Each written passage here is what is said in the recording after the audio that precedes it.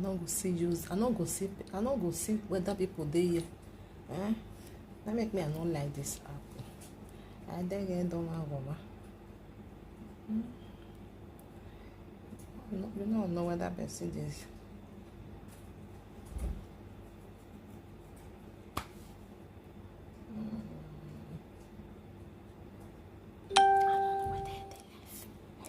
I'm gonna use the other phone. I'm gonna use the other phone. I'm gonna.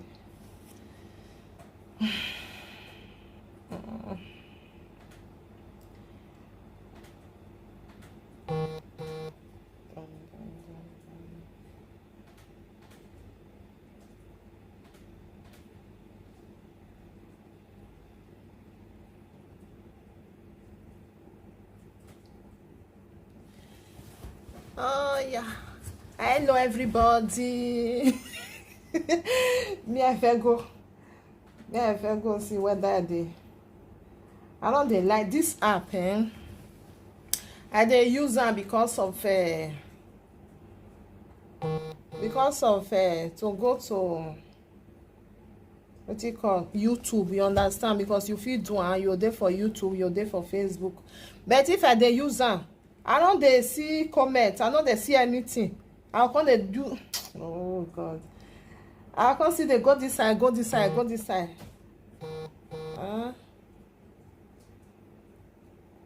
And that make me I know too much they like. If for they show like this, I'll just see same person day. Hello my people. Hello my people. They come. Me I feel looking for this side, okay? I don't say I did for life. Yeah.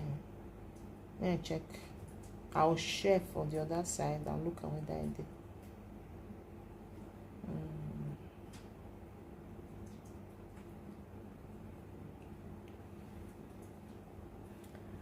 Hello. How una day? Una good morning, good afternoon, good evening. How una day? Also na dey fine. Help me to share this video because if I dey do my thing, I know they wait make people they come because I will say I not feel stay for them. Help me to share. You get one video, one video where I go play for una. And I know say Obaseki don't stop Okbo. He say make them stop am. Don't drive everybody enter house. So wetin people think about this thing wey happen so. Whether it's doing well, whether it's not doing well, they go ask people for road, you know. They go ask many people for road. What did they think about this? More than no vessel. Say I don't like this. More than no vessel. I didn't enjoy my AC yet. Yawuria. The kind song way over no new way me on they know there. Yesterday, day before yesterday. Day before yesterday, if you see the song, I believe it's everywhere because everywhere they first talk and say this year yesterday, day before yesterday. I own all the AC where we get for this hour. I see what way you turn out here. I must say here, God forbid bad thing. Maybe why not ya woof for? I don't say we not on the that Africa song where they no one know when I everybody and like we born and that time before that Africa that time now you days are even so of any bang you go still there, you know. But once you don't come out for there, you don't they understand the weather of this cold weather. It's not too cold when it go too cold, especially people where they for a snow now like this kind of song. If you come out, you go the fear. I say as me see say overnight when I come outside, I just open door. I don't enter his house. I just don't enter his house. Now I just close everywhere. Now what we see, I just on everything. So I just did like this now. I just on my AC. It want when no I come out vroom. I don't feel go outside. I don't feel talk because I too they feel heat. I be that kind of person where they feel heat well. I know they like can go afford to allow, especially my face. for my face or for you for me before I just do 1 2 3 things or for what I see. That make me for summer they almost they take me I show now wetin I dey take because many people don't know and they come and show now.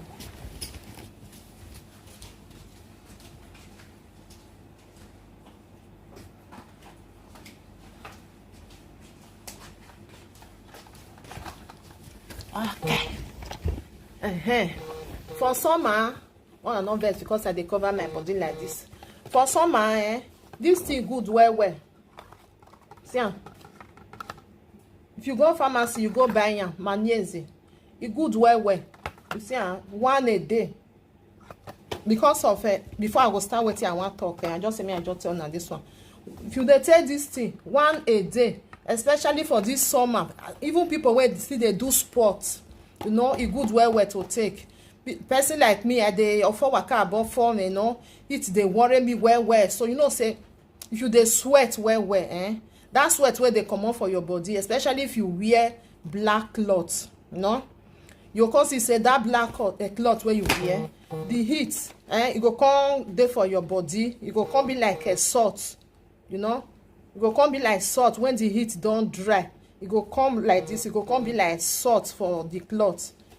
Now magnesium they come out for your body, so you need to feed it up. So now make this one good well. You take and you go buy it for pharmacy once a day. At least you take it for if now a month or 2 months for this summer where just day, because that thing that something like salt where they come out for your body, you still they put on again. Now very good something. It be like if you put on for water, this one then they put on for water. You put on for water, it go come be like aspirin, you know. Go make sure then you drink am. The taste they okay, be like that here, orange, be like orange. Okay, my people, may we go for wetin we come here for.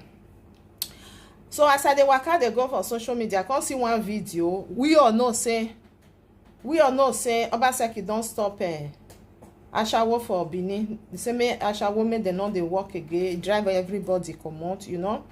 So I come dey waka dey go for social media. I come see one video when they ask people wetin dem think about this thing wey Obaseki do. So many people get their own opinion, why some still say they do am well, you know. Because not be say they not do am well, you know, say when you want, as according to as some people still talk for them, you know, which is true. When you stop something like this, you need to help them. You go help them out, because most of our people for that Nigeria, they don't believe say now only Okbo wey they go they do, and they will take make am. Me I no even know say something like this then like that for that Benin. They talk say people wey dey abroad Okbo yahin. I don't even know say that they do one like that for Benin. For real. I don't know say that they do one like that for Benin. So they say they don't drive there. So people when they talk about all these people, more help me share and my people may we listen. You still get you can also see contacts, you know, your opinion. So many people when they talk about this thing where Obaseki do, so say it good. Why some say it not good? Say it's supposed to make sure say give them job. You understand? Because I say because of job now because of say job not dey, we all know say that country can't get as it be. The country don't even tire self. Not be lie. The country don't tire. People where they said they don't also tire self. I greet you from I greet you Queen from YouTube. I greet you. The country don't tire everybody. The time when me dey Nigeria, that time when I never come on, that Nigeria na good part that time. Now that time take good, not be now. Now no come good again. Because normally they will say this life, Agbonari Odao, good afternoon, I greet you, mama. This life, is supposed to they go front, something new, something go they good, no? It go they, you know. That's what it's supposed to be. But that our whole country, it can't block for one corner. I don't know as it can't take block. It block for 1960. Now that country take get independent. 1960. Sometimes I know they like to they talk about Nigeria because I'll the verse. If I they talk about our country, I'll the verse. I know they like. But as I just see this video, I just say me I carry a call. Because the thing, they verse me, Because the way where our country be, now make us, we were there for abroad for year, we there for Europe. We not get respect. You understand? And because of the way we be, now make us we not get respect. Let's say that our country say it good small, say it good small. We forget respect. Even the Babiala people where they even they where they lead us, because they be Babiala, they not the Simon and not verse, because the thing when you go down the verse me, if they not be Babiala, then they come abroad, then they see how everything be. Why they not feel use their brain, take pick for this side, can't go do one for our country? Why they not fit? That time, me, I don't go Brazil, you understand? That time when I never go Brazil, I think say maybe Brazil just be like our country. When I go Brazil, I say, let's say our country be like this, if you're too sweet.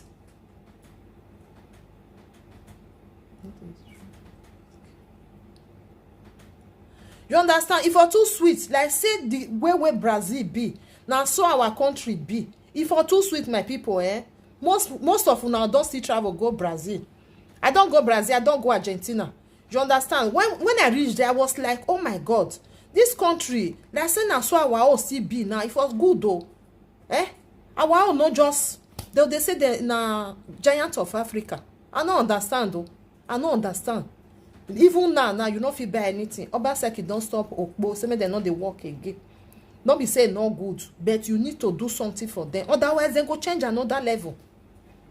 They go change her to another level. If you say they not stand for, if you say they not stand again, they will call the door for inside their house. You understand? Because you need to do something. For it, this will not be waiting. Then they laugh put. If you want stop something, say make them not the do. Make sure say you get important thing where you want give them for the other side. You understand? Because now their body they take the do. So you can't tell them say this is what they do. So it's not good. They go make sure say they understand. Make sure say they understand. But not be say you just drive the finish. You just tell them say make they go sit down for his house and you not give them work. On your agba, that be the thing. It go work.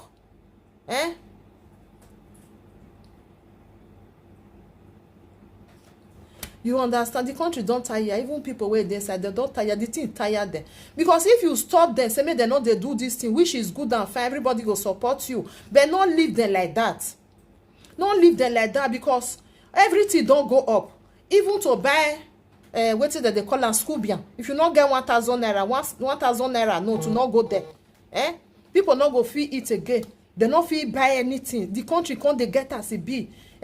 You can see now. You not even see say for to buy mate of ekbes mate where they buy that time for 600 naira, 500 naira. It don't be now almost say you go on. I think na 5,000, be 5,000 something. Then they say they buy and now. People where they build house now, I give her to now. I not be lie. Go buy mate for 5,000 naira. Udo ya bo wa do mo go do kun do we ya maybe na get you want now how udo we decking. Udo Mona no verse the thing if I just dey see am the thing why do ason ni me why ason no me why e be like this e not supposed to be like this. So I think come band everybody now say make them not they go but may give them something make them they do. Now be the thing because you go see that our country people wey go university yani wa gele wa je school no wa gele mo ekpo lega they do conductor. They do conductor. I greet you. I greet everybody. Mona help me share now. May we still talk. You understand? Talking is also good about our country, the way the thing they be.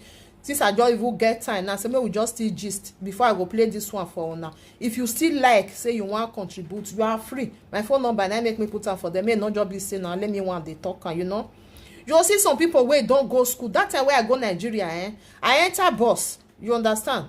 When I enter bus. The boy where they do conductor we are get bonus no. So the boy come dey talk say now because of say no get he finish school as he not get job now he no go fit thief now make am come dey do this conductor. I was like so this our country don't be like this. It don't reach like this. Okada, all these people where they drive machine the kind now if they talk now you go tell no say they not be in interest so nyaje school. Okay, this school where they come they go. Best you come they ask yourself say, yeah, I go general school now. I go to school, I not see job. Even the job where be say people will not go school. Now they're supposed to they do. Oh God. Now the way go school now come dey do am. He go tell you say wetin read for school. Wey come dey make am dey do legbuke. They do legbuke. They do okada. They do but that country that country people dey talk say when we finish people wey dey for abroad for here, we wan go Nigeria go settle down. Wetin you wan go? Why you don touch for you? Where you want for start? Where you want for start? They no dey encourage you say make you come. You understand? They no go encourage you. The country, if you go there, you go even dey fear. The thing no dey go gree you say make you wan just carry your family or not just go sit down for there. No, e no go agree you. You understand? Even me where they talk to una so 2010 when I carry my family we go Nigeria, I come say make we just kukuma go sit down for Nigeria. I say make we kukuma go sit down for Nigeria. When my husband see my when he see my people editing oh God. When my husband just come down for airport, when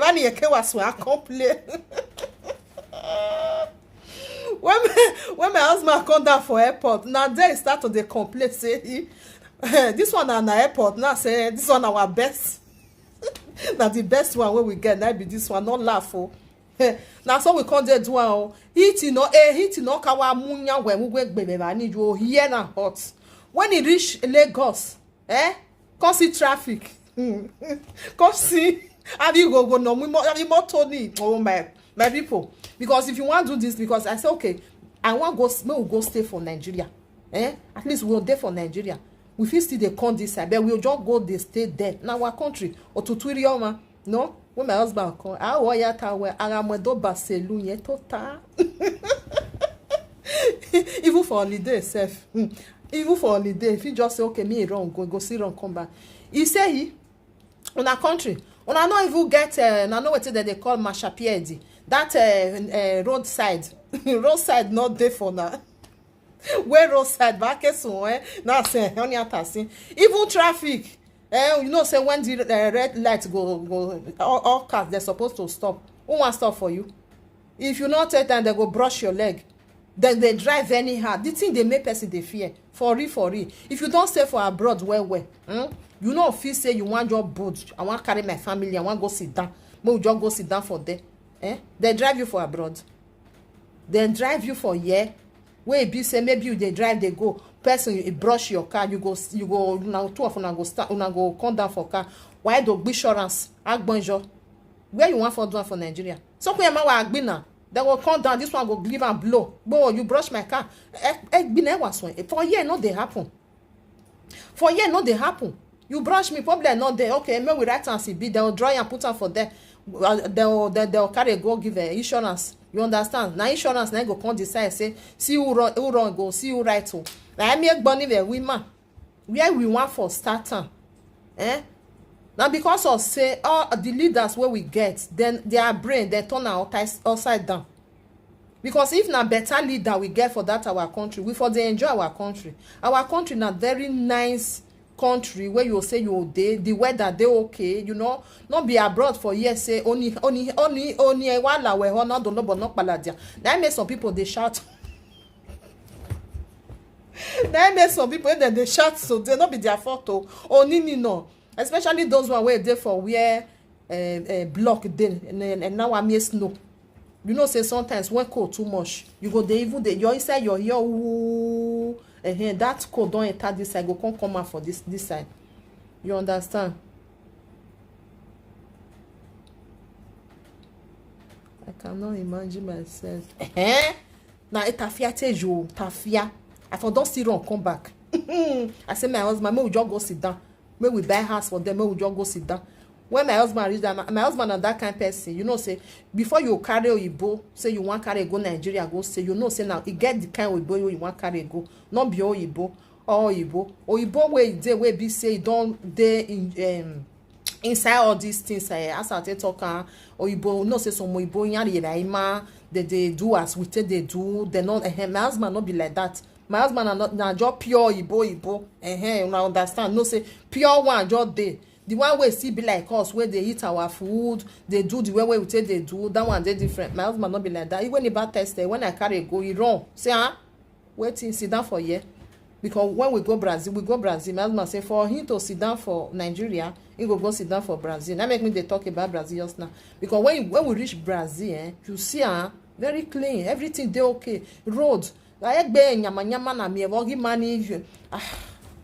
I know say I no go Abuja you understand, but at least Lagos is still dey okay. I go Lagos, I go Warri, I go wetin they call am Port Harcourt. We zero everything, but mami okpongpa na ota when this one dey okay. He say I kukuma go sit down for Brazil.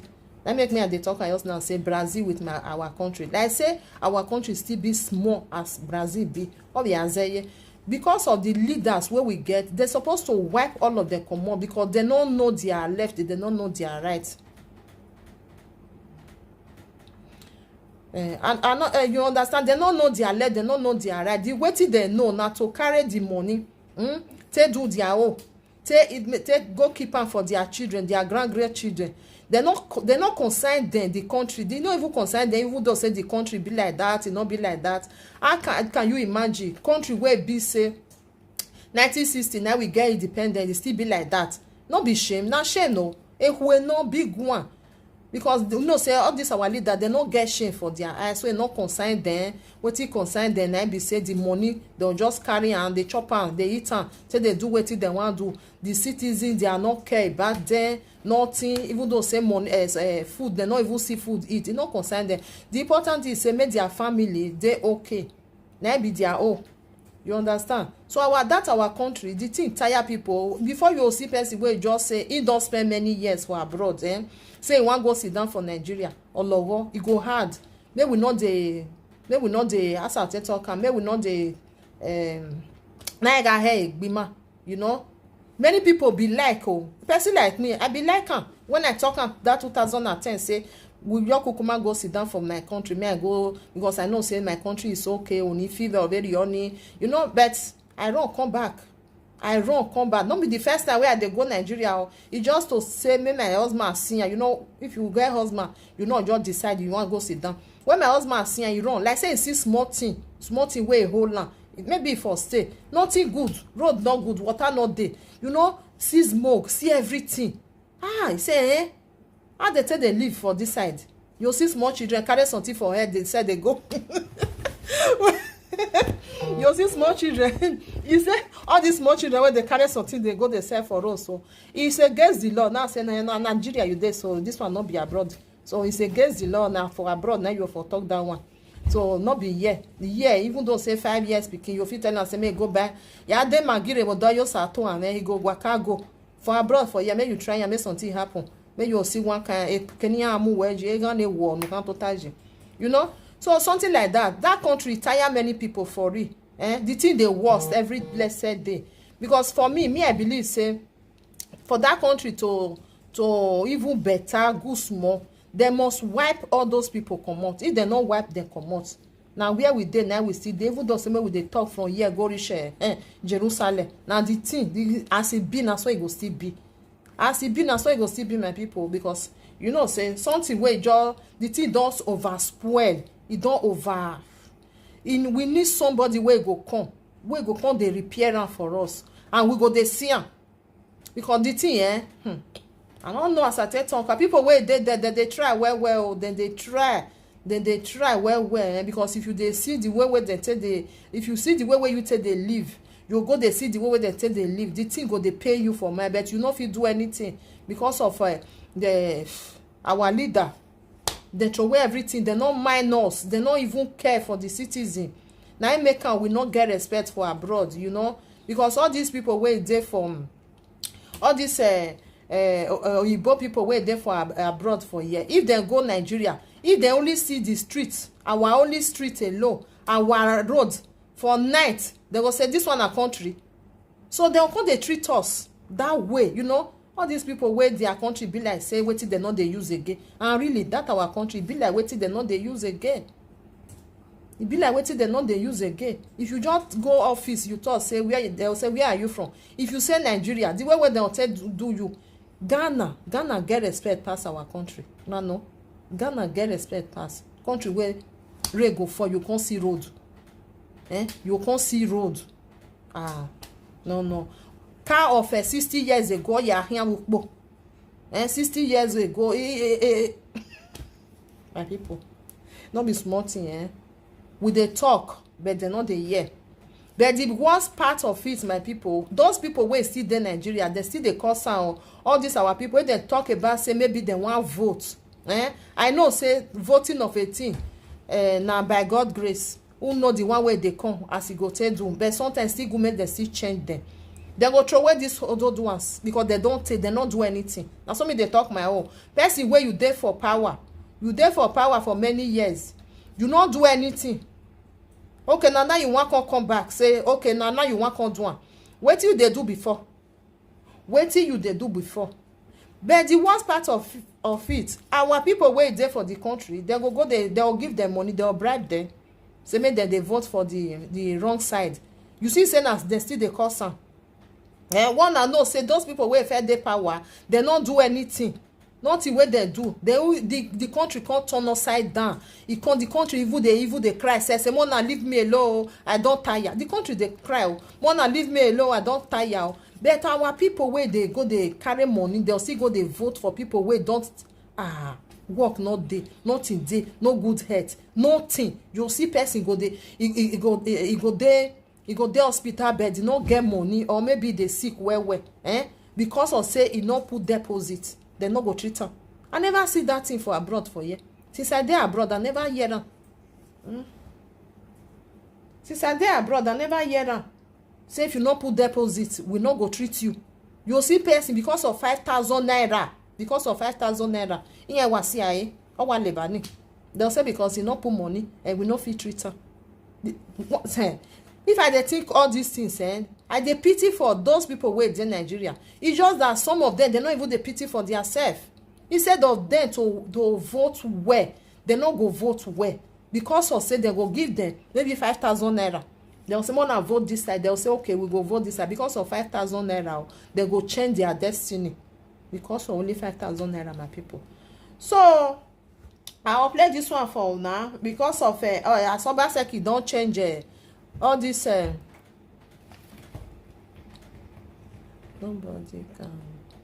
Nobody can ban that shower. See me, you don't ban them. Because to ban all these people, you know where they will fit ban them. You'll give them better job. You'll put them for, you'll put them for something make them they do. Not be say you go ban them, you go say make them go sit down for inside house. They go make sure say they see they do one. Even though say they're not going to do one for road, they go they do one for another place. Because who get job? If you get job, because some people they talk, say I'll play the video now, watch I now say. Some people say they're not the one make them they work again because they want make them not work again, make them go they do ashawo. But me as for me, a person go get job, he go say no one do, say one go do ashawo. You don't see that kind of thing. Because of say job not there. Job not there. The country job not there. You will see some people say go even they learn work. When you go learn finish, see money to open Wetin learn. Maybe they do hair or maybe they sew cloth. See money. Not be so it's supposed to be. Therefore, still they give them chance. Because some people really they not get mama again, they not get papa. If they try to manage himself, you go come try to they do this hairdresser or to sew clothes, you go come try finish. But come see money to open store. They're supposed to get all this finance, even though send us small money, they'll still they give them, make they tell they do, they'll call they pay us small, and then they do it for abroad for you. Abroad for you, if you don't get money, you go ask. They go, and abroad with them. You go they pay small. Those people where open their store, they go cost they employ other people. Therefore, they go they pay small. At least before under a year or under 2 years, they don't pay the money finish. But they do it like that because if you don't get money for our country, you are on your own. Now let me be something. You not see abroad for you. If you don't get money, you just go where you want back car. They will give you who acquire outside 2020. You know there for Nigeria. If you don't get water like this, no you get that, no your branch there. All these things, they They're supposed to do am make citizen go say our country don dey change o. Hi, so you fit do this one, na problem no dey, but they no dey do. Why they no dey do am? Because people, many of us wey dey for that country, I put myself because Nigeria now be many of us wey dey there, they no get ID card. You know not. Some people no even know the day wey dem born them. So all these things, they exist for abroad. Say pikin wey dem born for abroad, they no know the now as dem just dey born na I call our register. Our register, it don dey for system. Our own, where they want for start? Where they want for start, my people? More na lis ten. I don tire. I dey come.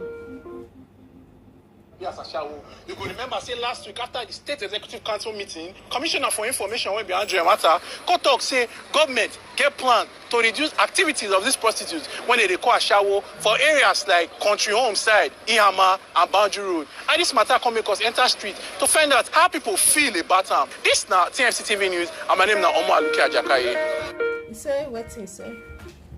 Ashawo should be. Yeah, you know, say like I think like Germany, Germany, Austria, Belgium, then they pay tax. Then they pay. You understand? Then they pay.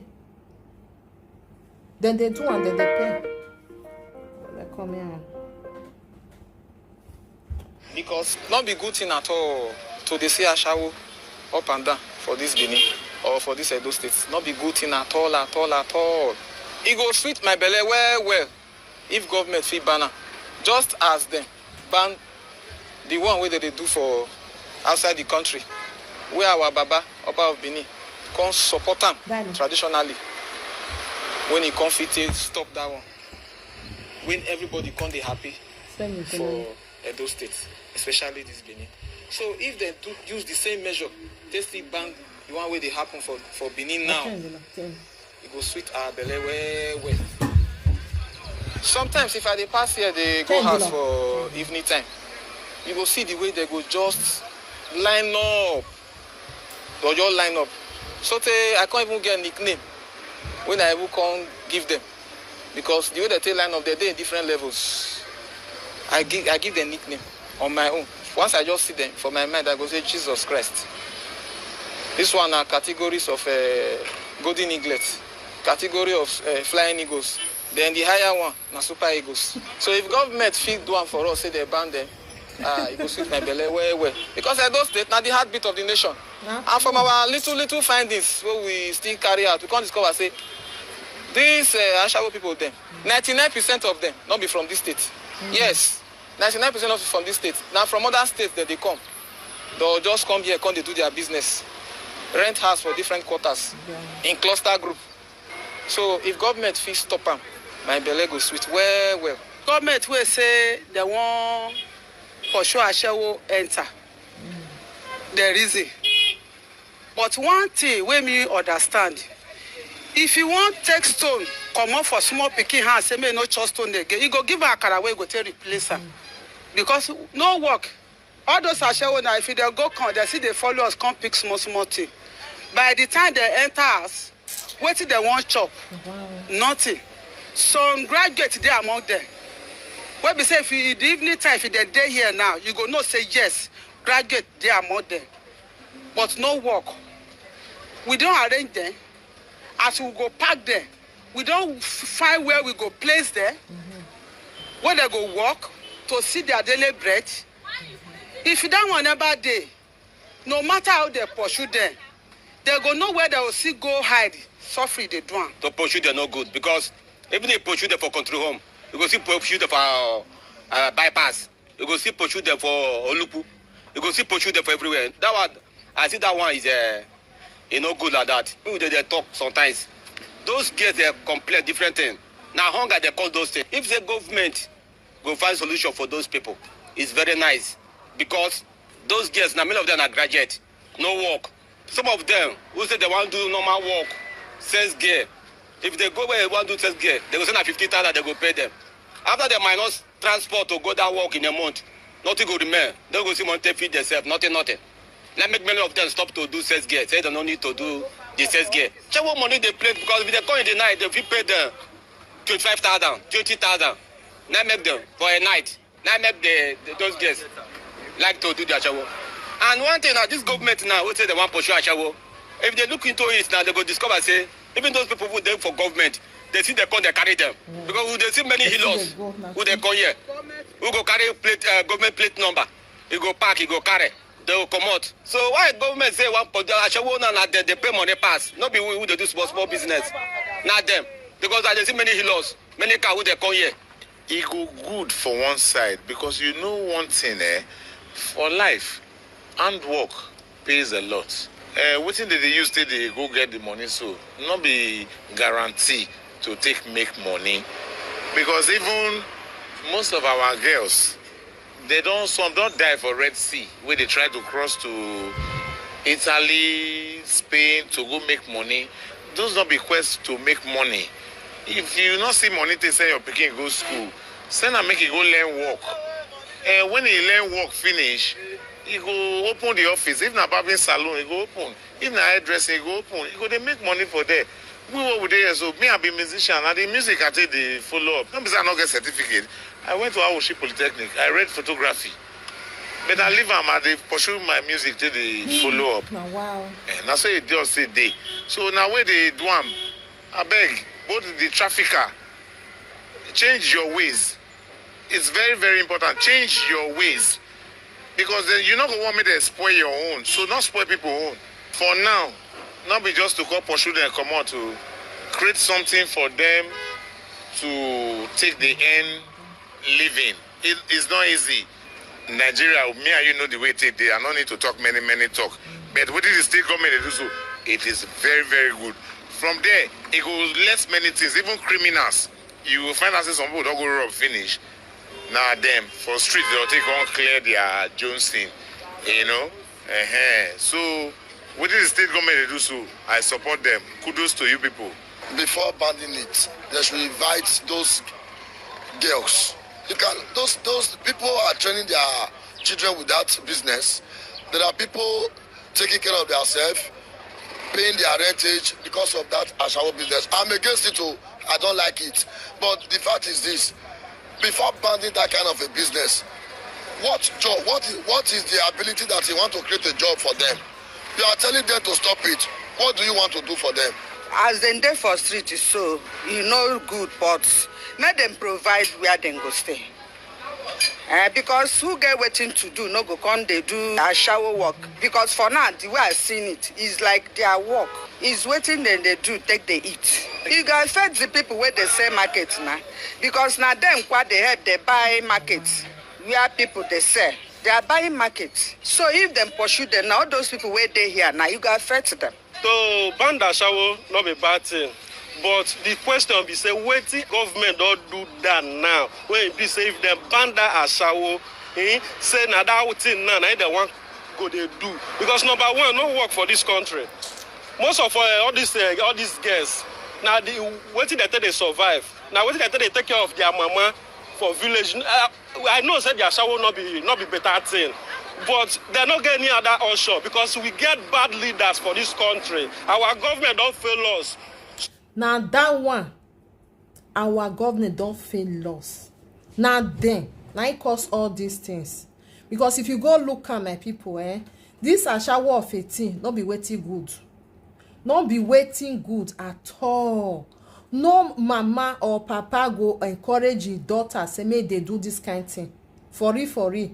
Because if you go look at woman, where they carry her today, shook her today, tomorrow shook her, maybe today carry 5, next tomorrow go carry 10, the other day go carry 20. Where they can our swear genie, whoever ni, it not be as it be, it get as it be, it get as it can't be. Now the truth of the matter. Sometimes we go they talk say, I shall not feel finish. But if we can still look for the other side, those women, they damage they damage themselves. You know or no? But inside your body, is a sweat. It still be like when you carry wood now. carry woman make you dey knack am for one place. You wan knack a particular place, dey knack am every blessed day, knack am. How that place go come be? Na be the something. How that place go come be? Na because of say our leaders they no care. Na make people come run enter street say me I come dey do this thing, me I no go die for because of say wa. Because they no care. Let's say they care all this thing for no dey, if for no dey happen. No mother go agree say make pikin go do that kind of thing and they come. Hello mama. Hello mama. Hello. Yeah. Good afternoon mama. Yeah. You are free. I think I make my little contribution. Yeah, you are free. I don't feel like say anybody, any woman, they will like to go. Yeah. Nobody, they will like her. Yeah. Now, condition, I make her feel better. Na so. So, waiting government, I feel like our Nigerian government, they know how I wanted to come. They don't go school of being a government before they come to say they want to be a government. Take example from Obi now. Obi is going to different countries to go and study some certain things that is being needed in Nigeria. Yeah. So that you can be able to see people. Any work where somebody they do, even if not nurse, you do it, a doctor. If you don't study about, you know what be how to test up the problem. No be lie. That is it. Obaseki say he won't stop the Ugbo, Abi he don't stop her. I don't understand. And they say don't make him provide first. Yeah. Make him provide first. First of all, even if not cleaning, like those our streets, all those gutter, everything, all of them are work. Yes, sir. Make him provide work for them. Even if not farm, maybe they go to farm. You understand me? So make him provide. Maybe they go farm. Maybe they go work now. Even for this Europe, people say they do farm work. Yes. People say they do cleaning work. As this Europe, they find like this. Not the people they clean that. It's for my phone to my house now. From morning till 4 or 5 o'clock, all these government people, they are working, cleaning the environment. They make a way that they still not working for people. No be lie. There is a lot of work for that country. No be lie. If we dey look film now, for example, say we dey look film, we go dey see gutter, that's dirty gutter. I go dey imagine myself say, oh, we mosquito will kill this one too. Yeah. So there is a lot of work in Nigeria. Yeah. Let the government make their head reason say how to create job. When they create job finish, before they create job, they want to people. Somebody will get job where they receive, if it is small, they receive 50,000 naira in a month. Yeah. You know what they have to say? Everybody like to be praised. Every woman like to have a prestige of himself. Yeah. So make governments provide work first of all. Before you say want to people. If you not provide work, not go stop. You No, don't that waste is the time. thing. Yeah.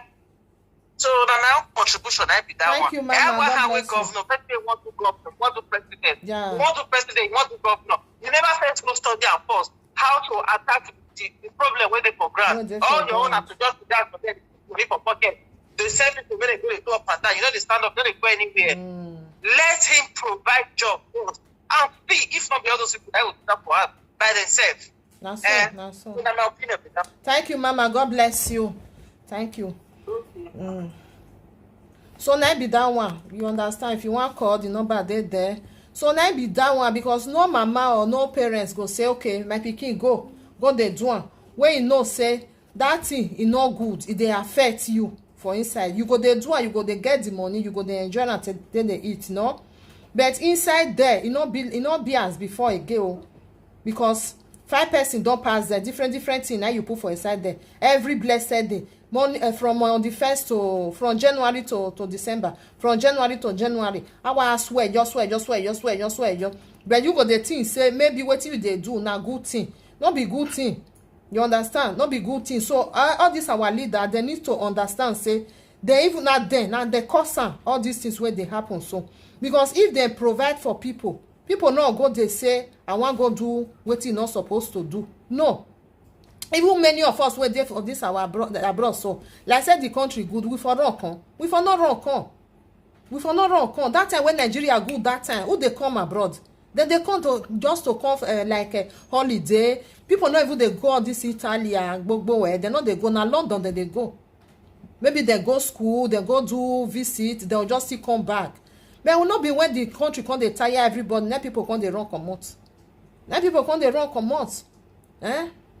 So they need to do something. They not do the something. All these ones, all this one where they talk say they want they drive them. When one drive them go.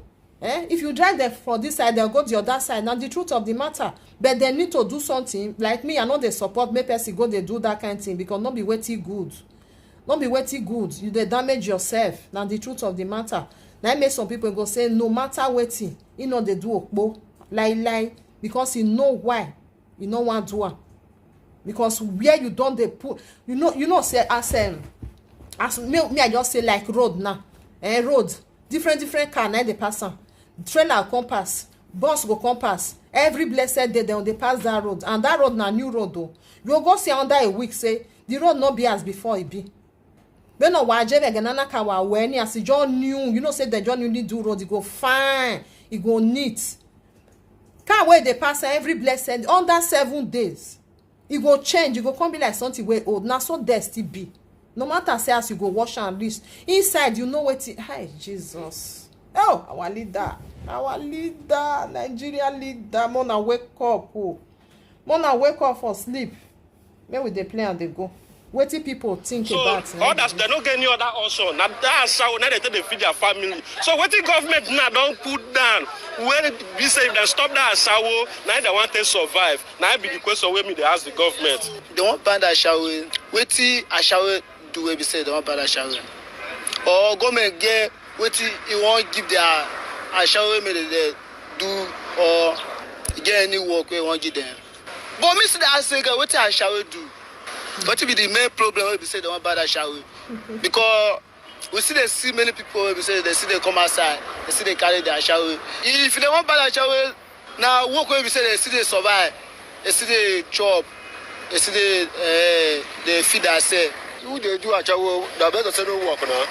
As we say work with them, for they do a shower. Now good idea, because those girls where they naked. It's a disgrace to womanhood. They are not showing good examples to the upcoming children. There are some other business now. Sales guy did there. Now you cannot see sales guy again because of a shower. They feel that their shower pays better. They can learn work. No, if you go to tailoring stores now, nobody is learning work again. Hairdressing did there. There are some other lucrative businesses that they can go into. They stop them now, so what they're going to do? They don't get work for them. Then secondly, no be say na shower they cause nuisance. If you want to ban a shower, you must have reasons for it, and everybody must abide to the reasons. Or they go see reasons to them, like, yes, this thing is really true. Like, to me now, you cannot just say me you want to ban a shower from somewhere, then I will adapt to it. Because as far as I'm concerned, a shower cannot be banned anywhere. Wetin Bible talk, it talks say, these are small decisions we will expect, we will see. You see that one where that our brother talk say they not fit ban that shower. That one are true. You understand? That one are true. Now wetin dey since 90 gbegide. You understand? Now wetin dey. But the thing come be like say it come too much. You understand? Because before na person go just decide go say no, he want na the job wey he want do na be that one. You know? But all these people wey come dey do am now, it's like they force themselves come dey do am. I not get choice. I want enter. Since I not see money. Nothing good. So some let make all these people come fall inside. Many come fall inside. It not be like before. Since that time before now, they just see people where they do. Even for that Benin service, before you come see people where they do for Benin, if they had that they go Lagos. You say where that one go say not there for Benin, Lagos on this stage. It just the Ogagbe here with Donny. But the thing I can't be like say everybody I can't they do. I can't be like since job not there. I don't finish school. I know work not there. Nothing. I know money not there to learn anything. The easy job that be this one. Me I just kukuma carry my bag. I'll go stay for them. Now so it can't be. So many people can't they do one. They can't they do one. Because if some of them they see like they work, they get job, they get something where they'll take, where they'll take this and then they eat where they get their money, they get their job, they not just carry their body, make them go. Those one wey go say they want go, maybe not their choice. As this one, you come be like national anthem. Oh, Nigeria, my country. So first thing they say, before now, old people now they do this shower business, but now, the age of 13, done this street already. I believe maybe the bad governance visit join, because nothing good comes out of Nigeria these days, except say God go intervene. If it is possible, very well, make them come up for streets. You understand? Because if they are not there, the men will not be out looking for them. I'm not really in support say maybe they do the actual work, so to speak. But if you say no any other work for you to do, at least you can. There's what we call skills. You go for one or two skills. So if you don't have money to, open your shop, at least you join somebody from there, you get small thing. You get more respect as a girl. Now the government may they try create job for people, because this youth nowadays now, because a job no dey, person go finish school, at the end of the day no job. Even to go office now, go find job, who the office go say if you not sleep with me, they no go give you job. So now the country now they cause, when they make people they go to ashawo up and down. Then education for the school fees, may they try reduce the school fees. If they reduce the school fees when students they pay, at least people go finish school, they'll go school, train themselves, because most of all these people where they do ashawo, now they train themselves for school. And at times now waiting that they feel you say they train themselves with that one. Ashawo not good to a hand, not beside they encourage them to do it, but make the government try help all these people. So band and not be the thing now for them to create job to take help these people. Now be the thing. So make government try, make they do something. This government plan to pursue ashawo. It's still good for one side, it's not still good for one side, because it will affect them. Because there are too many more than before. If they come up for here, it will see affect our business. Because there are many for here, the renters this side. Like we know, prostitution are the oldest profession in the history of the world. It's not go dey easy for any government to say they want ban down. It dey happen for every part of the world, whether we accept it or leave it. Some of these girls, or most of them, they're not going to run because they find them say na gainful means of employment or na pleasurable something. Many of them na frustration. Interview many of them, they are graduates, but no legitimate means of livelihood. So what I go suggest make government do first, make them create sensitization program for these girls. Make them try to sensitize them on the dangers of the business when they involved in so, because a lot of risk they involve. They will contract sexually transmitted disease. In this era where young boys' blood they hot for money, many of them they fall victim of rituals.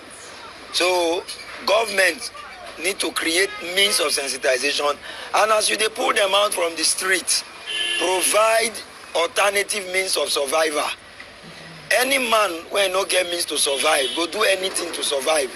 Hunger no dey hear say tomorrow. You eat in the morning, if afternoon won't come, you must find solution. And many of those girls you see on the streets, now they be breadwinner for their family. It's to enjoy tomatoes. Then go charge 15,000. Then think Obaseki.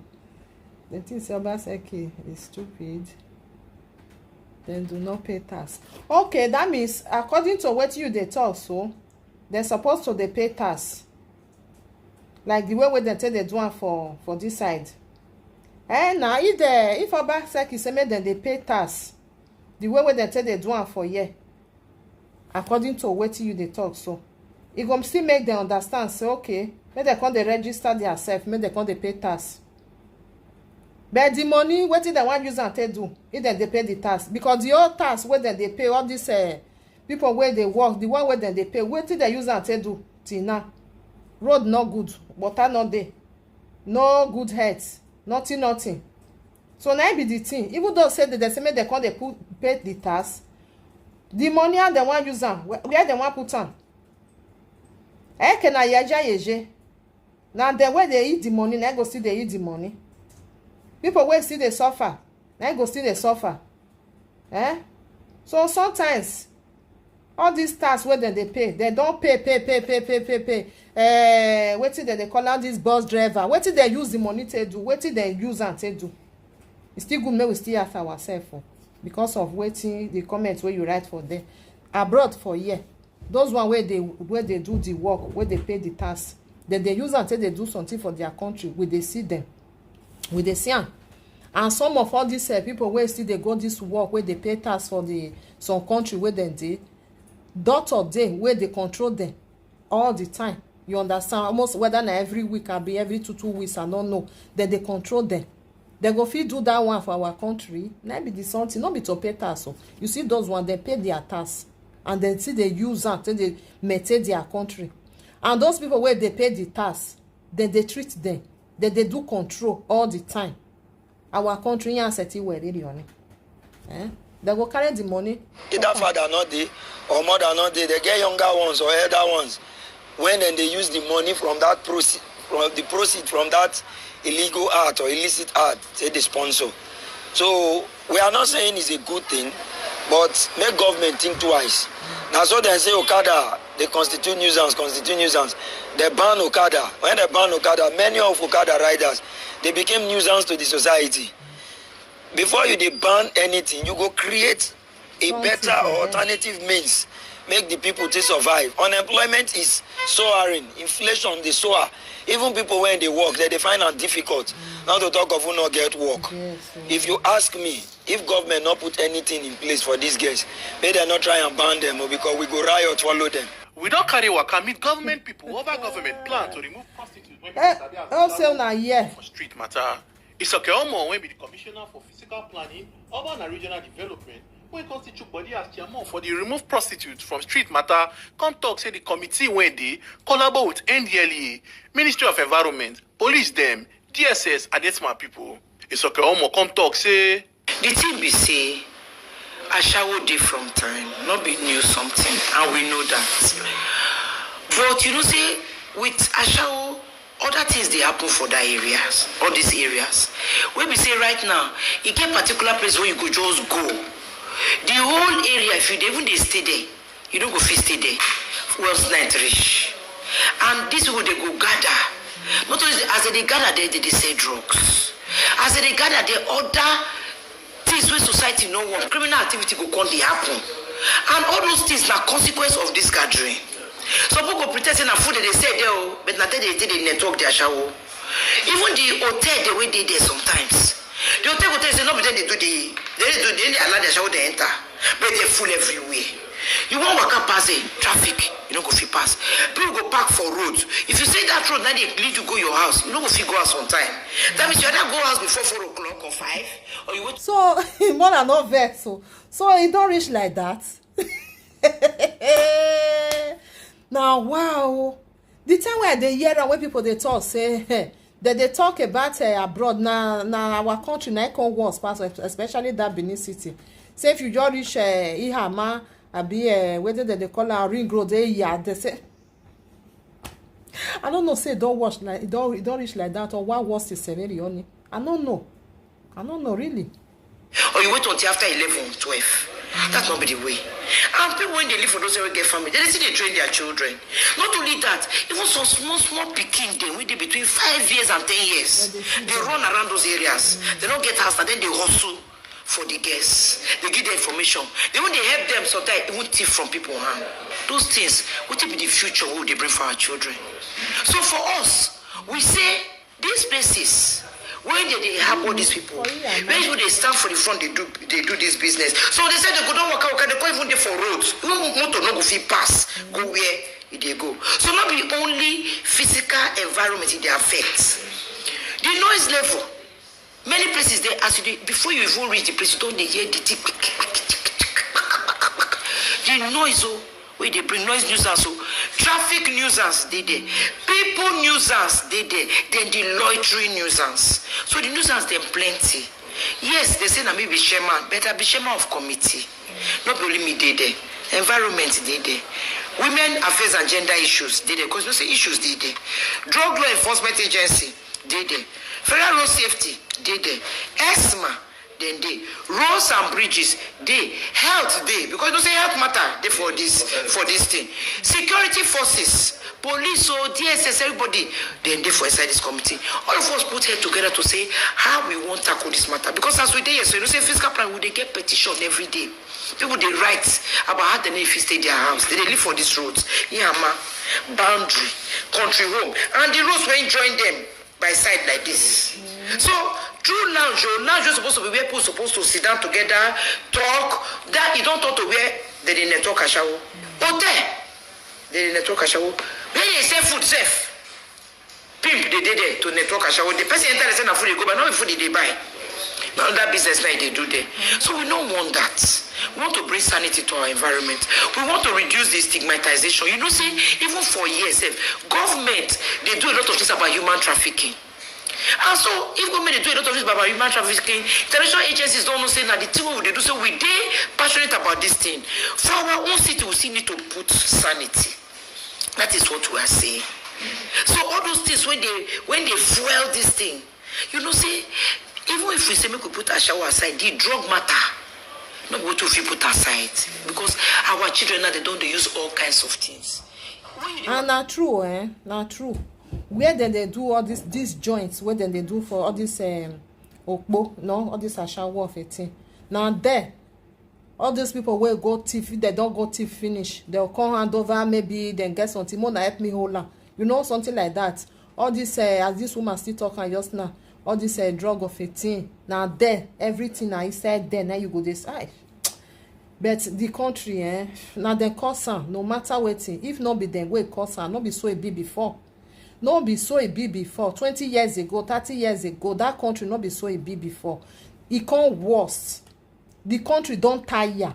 People where they side they can't tire. So they need to do something. Maybe if they not do something, you know, see at this woman talking just now. Even small children where go they pass they go. They'll come they say, what did they do? And if I don't grow, now this kind of thing I'll come. You know something like say children now. If they see something, if I don't grow now, this work I'll come they do. They'll just start to they put on for their brain. And all these things not supposed to be waiting. Then go they see like that, you know. Like many countries for Europe now, they do and they get their own house where they do and not be to stay for road. People they drive, they go before you go use car take jam another person, you know, no, because they for road for the wa dagging as you dey waka, you carry your pikin maybe na the stroll they go. Salo boy, oh my easy. To drive past they go approach you for motor. What is that? You dey drive on the go, somebody don't waka, small but don't waka come into Afa now. Which one you want? They go to call different when even me are the fear to name them here. Now the Benin will like be that. We like our Benin to be like that. We want her to continue like that.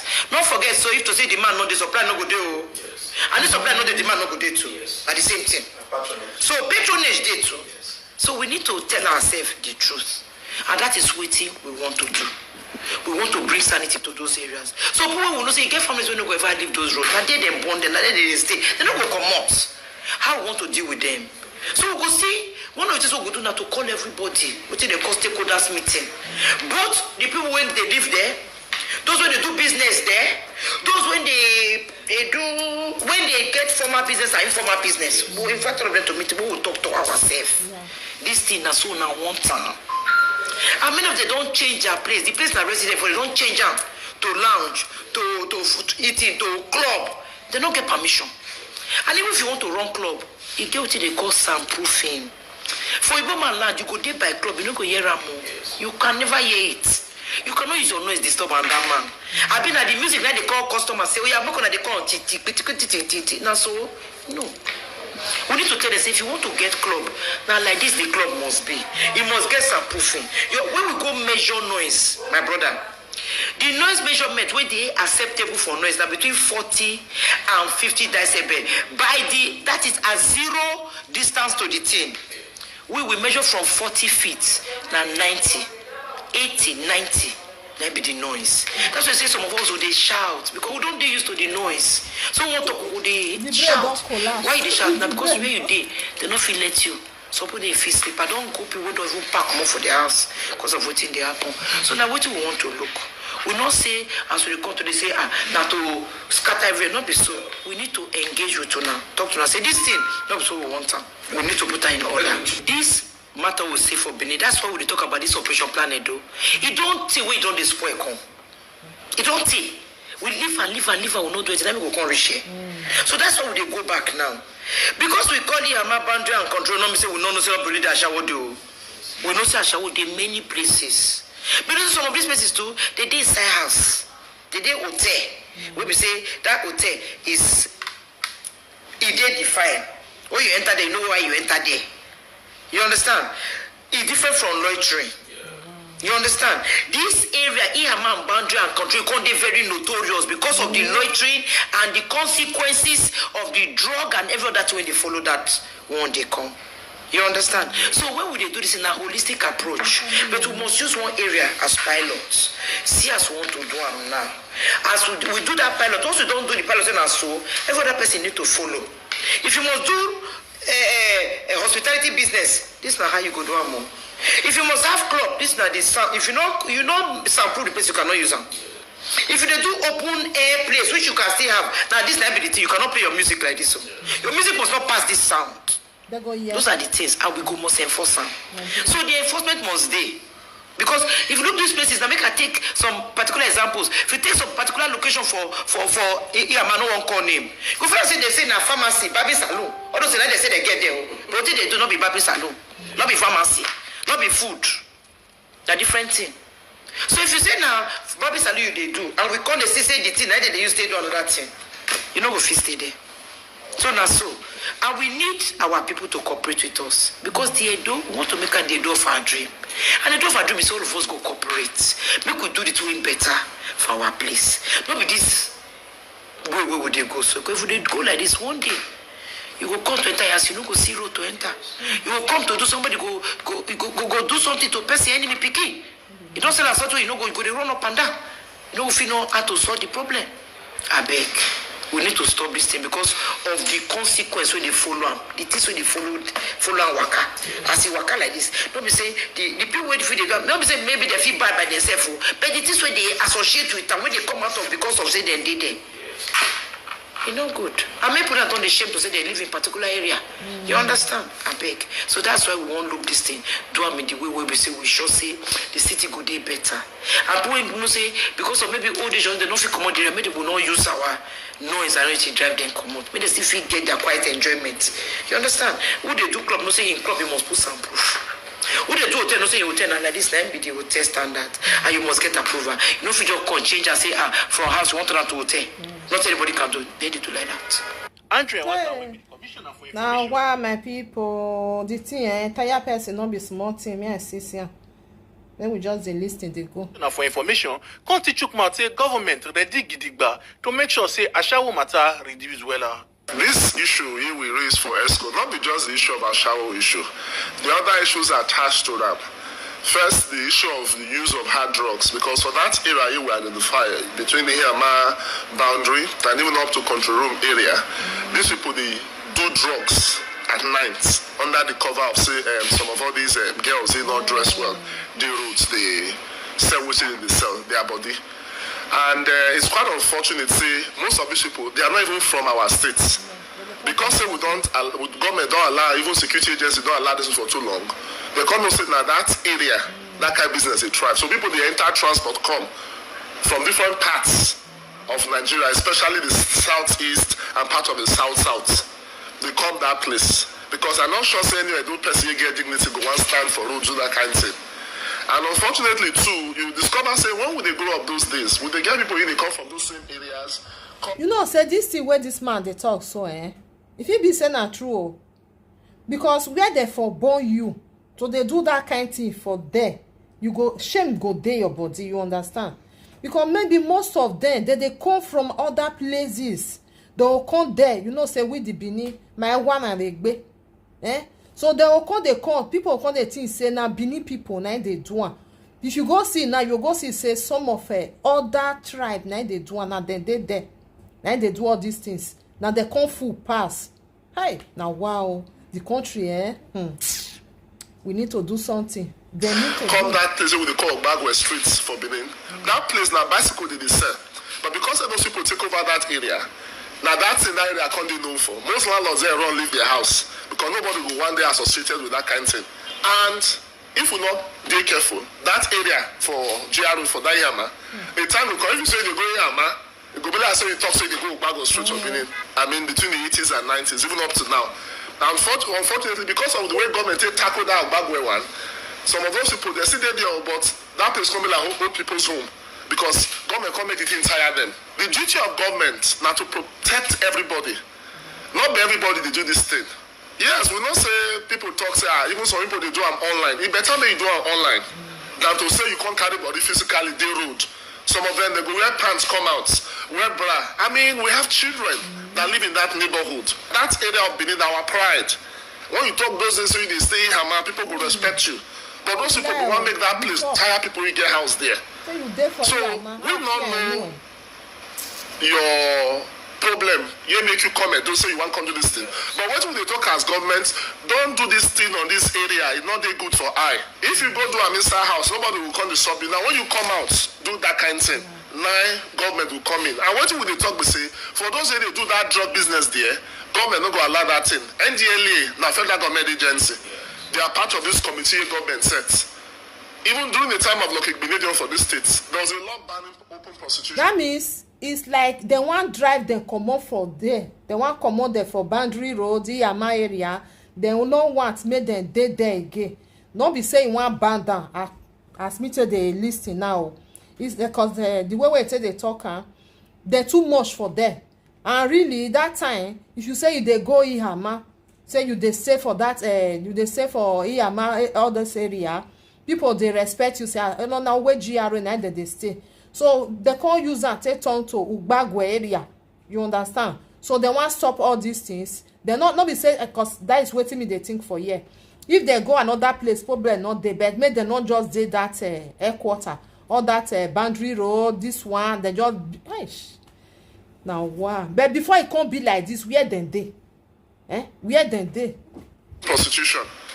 It is the duty of government to implement the law, to enforce the law. And as government, we not go keep quiet over this issue. We not go close our eyes over this issue.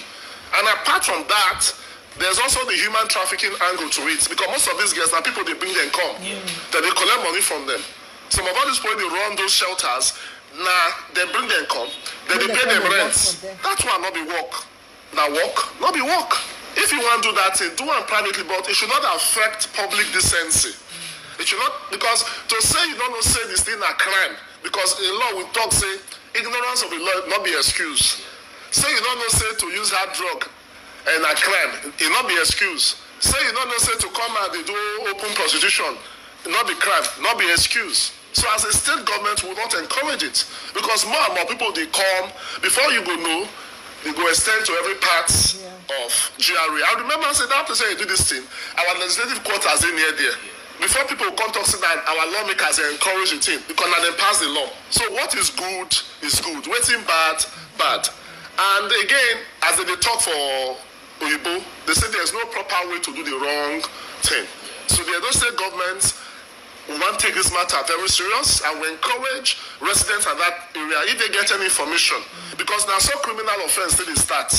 When government keep quiet, people will come take them as the normal thing. So the Edo State government has zero tolerance for indiscipline, because it's an act of indiscipline. Now, as a ministry, my own ministry, you get one agency there on us, you one established now, the Logusungu House of Assembly. It's called the Edo State Orientation Agency. So now this agency will get that duty of giving our people proper orientation on certain things the government do. We will come up with billboards, we will come up with different things to sensitize our people. It is not just only this problem of open prostitution, this issue of internet fraud. Even most of these young people they come, most of them not be Edo people, because they don't say, at a time, Benin City was free, people could do that. You see, say they spray money openly after they don't say they hit Maga and the rest. We are not known for that. We are hardworking people. This government has a task of making Edo great again. Great again for good things, for sports. We get our Edo Tech Park, where our young people they do software engineering. That will not be Yahoo work now. But through that, you can get jobs abroad. You can even get these jobs electronically while in Benin City. So now waiting our people, know us for. Say now hard work. Everybody they work hard to earn a living. These people will be say majority of them are foreigners. Yes. How now they relocate them back to their states? It's simple. The job is like this problem of Fulani herdsmen now, for instance. Say on the 27th of May of this year, governor signed the bill banning open grazing of both cattle and other kind of livestock. Edo na one of the few states that don't pass that law. And as such, when we ban open grazing, what does that mean? People when they carry cattle waka, they know if you carry cattle waka again. It therefore means that they will either apply to governments, right, for what they call ranching permits, to now put their cattle for one particular place. So that if government and security agency want to know if they commit crime or not, they know where to go to. Not before now, they say they just enter our forest. The same way, as government talks about one start to enforce the law, of course, those that get that kind of job, they will go where they come from, go look for better work. And if our people they join do that thing, they will come think of tailoring day. Even we get different schemes for young people. You get the Edo Innovation Hub, where people really say not get skill, they go, they will train them. Even for those that one day into Nollywood, we get our Edo Creative Hub for Nigerian observer premises. We'll even expand them to other parts of Edo. The Tech Park, the first campus in Kurumi, another one day Ogbowa area. So we are trying to create opportunities for our young people. Through Edo jobs, don't create over 200,000 jobs. Opportunities. Not be this kind of civil service job. No. Job opportunities. First, we'll train them to get skills. Then, secondly, after they don't get those skills, we engage them in industry. So for such persons, they say they do this thing, we encourage them. Whatever you want to do with your private life, yes, but don't come out openly to abuse public decency. We know that there's no way you can ban it. It's just like this problem of smoking and the rest. Yeah. These things are habits. But don't allow your habits to affect public decency. So one, make that place very uncomfortable for such people, because now residential area be that. And again, for those houses in that area, the Edo State Ministry of Physical Planning, Urban and Regional Development is working very hard to be sure that any house here they're supposed to stay. They're not supposed to use them to do any other thing ABC government not approve. So they do reclassification. They want to know those ABC get proper approval. May not be saying only talk neither they talk. You understand? Because we know that country, we know the way where they say they talk. They'll talk, finish. They're not going to do anything.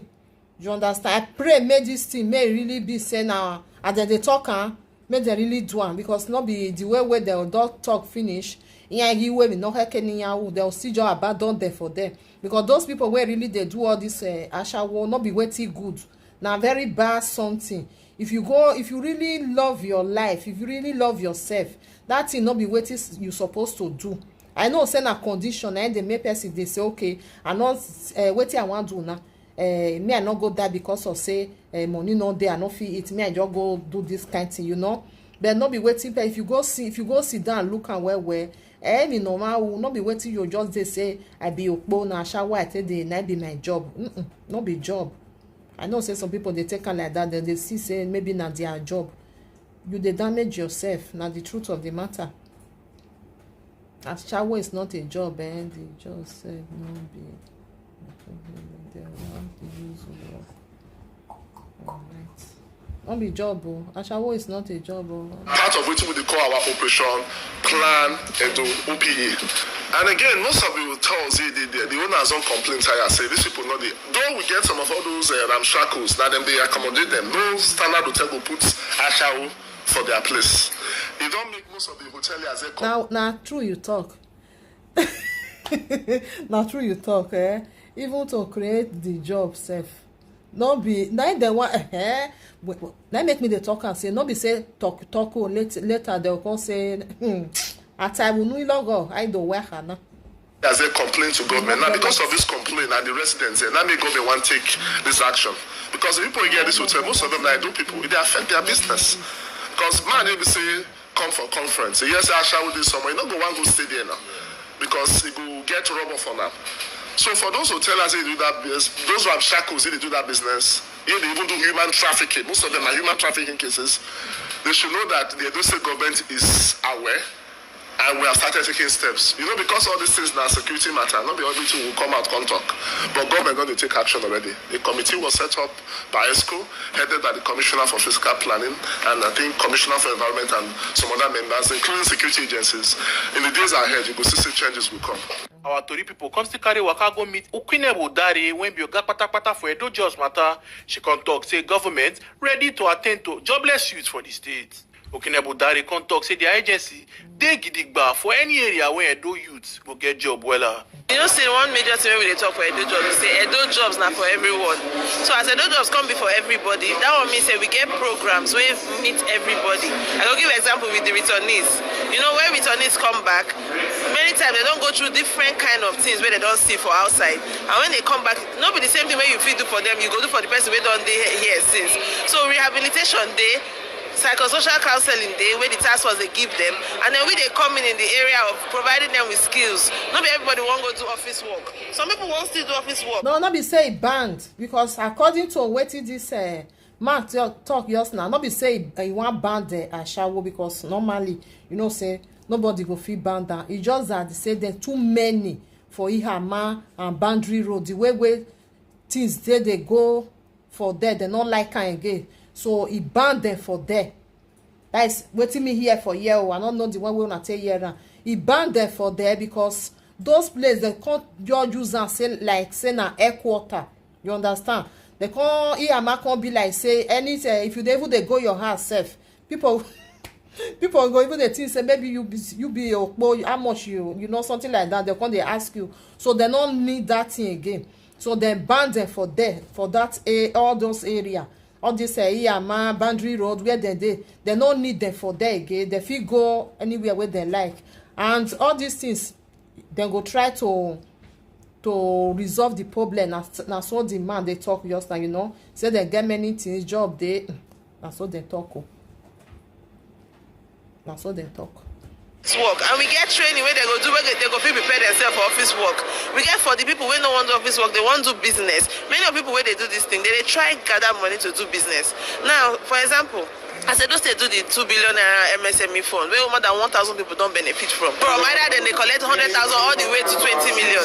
So I know say many of these people want to business. I don't job state to say, okay, come which business you want to, make we help you, make we structure and make we understand the business where you want to, so that you fit get money to do your business. So whether not business or whether not skills then they find or whether not jobs, I don't job stay there and we they ready, we know they discriminate. Because at the end of the day, we won't make. My people, this don't job it really they work. Or because of say camera, then I made them they talk and say then they there for them. Because people they talk say what job not they work not they nothing they. If you really they work, why people can't they complain? I be they just they talk for camera, make people for talk say then they try. I don't know. I don't know. Because we won't make everybody they okay. So now for things like hard drugs, you know, say those ones, if they catch them, then go prison. And the idea be say when they won't come out for the thing where they don't do. For example, we get program where they do for skills program inside the prisons. And that one that to say as then they come out, maybe they already don't get the skills where they go use take work. We don't want to make young people of Edo say they go language for prison. So we won't make them stop all these things. Make them instead use that energy, use that entrepreneurial energy, come start business, come do something else. People for Edo State, they don't learn technology skills. Then they earn dollars from people where they are abroad legally. So why you won't bother yourself with something where if you do and you don't go feel sleep, police they find you, they destroy other people's life with drugs. When you feel the positive thing where you go still earn people more money. So that's why we did here. I pray make them, my people. I'll stop am for you. I pray make them they do wetin them they talk for man, because we don't hear many things. They go talk and finish, we not go see anything. You understand? So me, I believe say all these people where they run, maybe that they sell this drug, all this gbagbo, and because of say job not there, I will continue to talk am, because if job there, nobody want go prison. Nobody want go inside, because when you go do what you not supposed to do, you go where you go see yourself. Now inside kiri now you go see yourself, you not even know when you go take come out. If you get better job there, you they work am. You not go, nobody will carry you go kiri. Not be when job not the night person mind you go come they think many things. I kukuma go do this one, kukuma go do that one. You know, because so talk for live video, if they sweet well, they go talk and yeah twist go paint the thing go they shine. But when you go meet they say you they look for a job, they'll come tell you say we not get anything. you know, something like that, because the country don't really tire everybody. Me wey no even dey there, I dey pity for those one wey dey there say, oh, I dey pity for una. School, they not dey let them dey go. People wey even go the school, job they not get. If they even see like bouquet, they go dey happy. Everything they don't raise, everything go up, everything they dear. So wetin una when one make people come they do, now make they come they run, they do all these things now. Because before not be so the country be like it not be like that before. I'm talking about 20 years ago, 30 years ago. It not be like that before. Everything was okay. Poverty dey, but it not come be like this. But this time around, the poverty wey dey the country. Not be today, oh. Not be today. Governor to create job. Oh, sure, no power. It is really sad. Man, see me, oh. You know, with the country, don't tire everybody. We don't dey shout, say light not dey. The whole country like that, you go say, you know, they get light 24 hours. I talk I just now say the time where I go back Brazil, I say, like say na so our country be. Like say na so it be. When they talk that time, say Brazil be like Nigeria. When I go there now, say, like say na so it be. Before not even the shout. If you reach our country, you come see and say, get us it be. Maybe for me, I live when I don't tire joy, I no fit shout again. The country. If they not throw away people away, they all those their brain don't turn upside down. Me I tell now one thing. All these old people where we get for leader, if they don't come out, my people, the country, even though say we dey from here go they talk or go reach and 100 years. Now as the country be now, so it go be as it go the worst every blessed day. As you dey old now, so your brain dey old. Person wey don't old, okay, maybe we. Person wey don old, e brain don see old join am. So what is the need to leave them for there? You will see some of our leader, they no fit waka, they'll carry okpo, na no okpo, that stick. Now they tell the waka. Wetin that kind person wan come? That kind person wan tell all Nigeria, una know say we dey stubborn well. Una understand say we the Nigeria, we the Africa, our blood dey hot, especially we Nigeria, we stubborn well. Person wey go dey say maybe you wan talk one thing, before you go talk one thing, day go break. Now that one I go dey lead the country like that. May we still reason as more, may we still dey talk truth. We need person wey break the wey understand something, wey don still travel, you know wetin he supposed to do. You know say if you carry this one put for this one, you do that do better thing.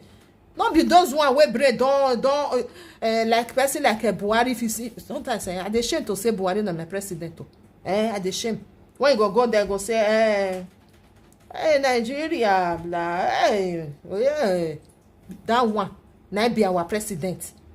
Where they go maybe they go all this meeting where they go. Wetin they talk for there? Buhari they know. If they even they hear wetin they talk. If you come up for there, if they ask and say wetin you go do for, wetin they do for the meeting, he go say no, everything is okay, finish. Now that one be our president. Maybe they use brain sometimes now. Our people need to learn. All these old people, they need to throw away them. For Buhari to be our president, now shame to us. Now the truth of the matter, now shame big one. How Buhari go come be our president? Where Buhari go they talk me, where be citizens, where be Nigeria citizens, I know they hear wetin they talk. Talkers of Oyibo where they abroad, now go come hear wetin Buhari they talk for mat. Wanna still think now. If they talk anything for there, Buhari no know wetin they talk. So you know if you can't tell us, say see wetin they talk for there. He go say we got the meeting, everything was okay. Even that okay before I go tell you finish, say bio, and there I'm where. Me I live una my people, I don't feel shouty. The country don't tire me, tire everybody. We dey pray say one day the country go good. I don't know when. The time where I dey small, I never even reach like this. When they talk and say it go better, and that time it good though.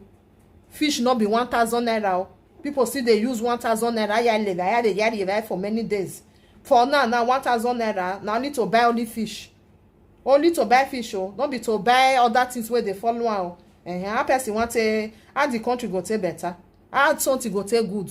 Maybe they talk through sometimes. May they all those people may they sweep them come out. Oh yeah, more they go. We no need to na again because they don't use us finish. They use us to saute. We no fit again. We don't tire. Make them they go.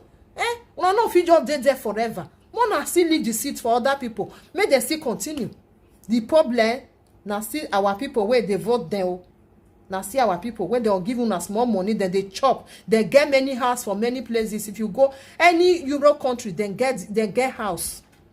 You way be say our money they carry, they build, they take and buy many houses for all corner. They leave us for inside poto. Say me una dey there. Na good for una. Una see the clap and follow them. Una see the clap and follow them. They don't get what they call assignment. I know what it be assignment. That is where you go. They remember what you do today. You not go remember what it.